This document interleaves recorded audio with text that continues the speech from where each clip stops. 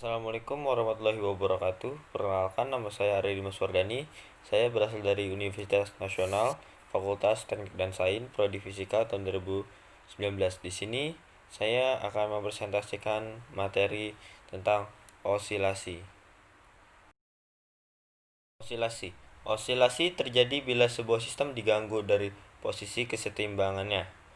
Karakteristik gerak osilasi yang paling terkenal adalah gerak tersebut bersifat periodik, yaitu berulang-ulang. Contohnya, perahu kecil yang berayun turun naik, bandul yang berayun ke kanan dan ke kiri.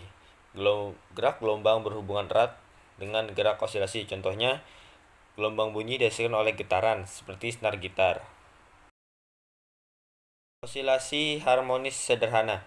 Beban massa pada pegas. Salah satu gerak osilasi yang sangat lazim dan sangat penting adalah gerak harmonis sederhana.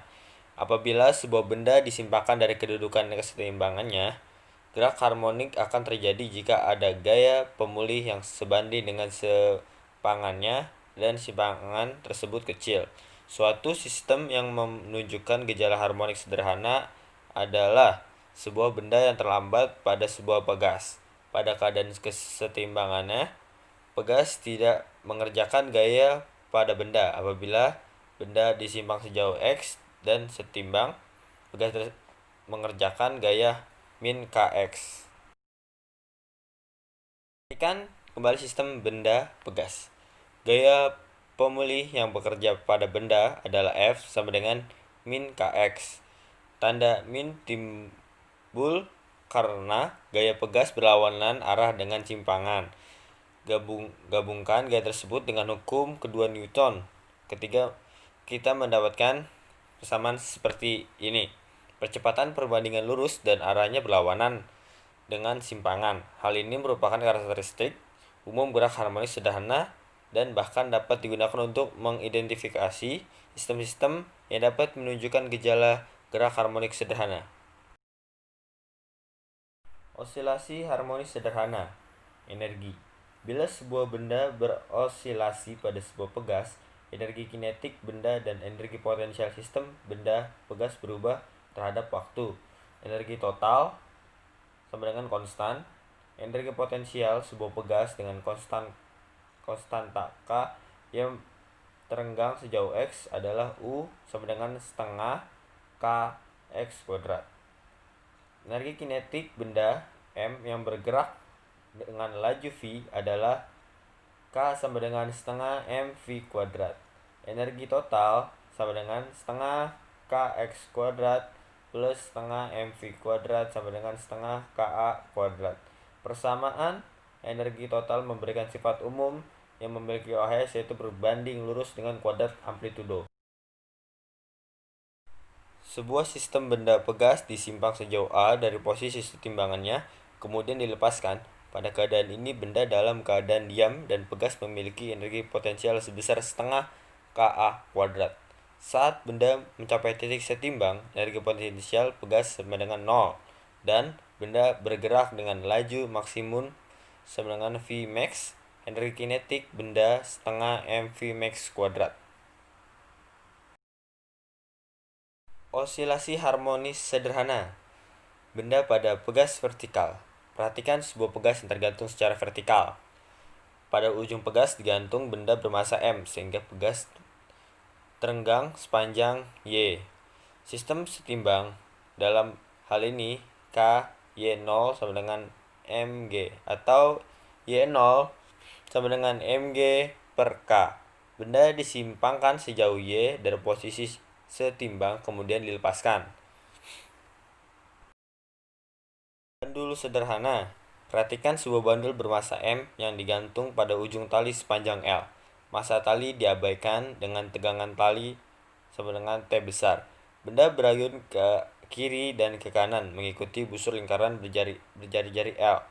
Benda setimbang dalam arah radian T sama dengan Mg cos theta. Dalam arah tangensial benda gaya Mg sin theta, gaya ini selalu berlawanan arah dengan arah berubah theta. Jadi masing-masing seperti ini bisa diperhatikan. Selanjutnya adalah bandul fisis. Perhatikan sebuah benda tegar dengan massa M. Benda dapat berputar pada titik 0, jarak titik 0 ke pusat massa adalah R kecil. Momen inersia benda adalah I. Perhatikan gaya berat yang bekerja pada pusat massa. Gaya dapat diuraikan menjadi dua komponen. Gaya yang menyebabkan benda berayun pada pusat massa adalah mg sin theta atau P sama dengan mgr sin theta. Dan selanjutnya adalah bandul puntir. Gambar di samping memperlihatkan sebuah bandul puntir yang terdiri dari benda yang digantung dengan kawat yang disangkutkan pada titik tetap. Bila dipuntir hingga sudut, kawat akan mengerjakan sebuah torka momen gaya seperti yang ada di samping. Jika I adalah momen inersia benda terhadap sumbu putar sepanjang kawat, hukum Newton untuk gerak rotasi memberikan persamaan seperti yang ini. Selanjutnya, osilasi terendam. Pada semua gerak osilasi yang sebenarnya, energi mekanik terdisipasi karena adanya suatu gaya gesekan. Bila dibiarkan, sebuah pegas atau bandul akhirnya berhenti berosilasi. Bila energi kinetik gerak osilasi berkurang terhadap waktu, gerak dikatakan terendam. Selanjutnya dan yang terakhir ada osilasi teredam. Grafik simpangan terhadap waktu untuk osilasi yang teredam sedikit.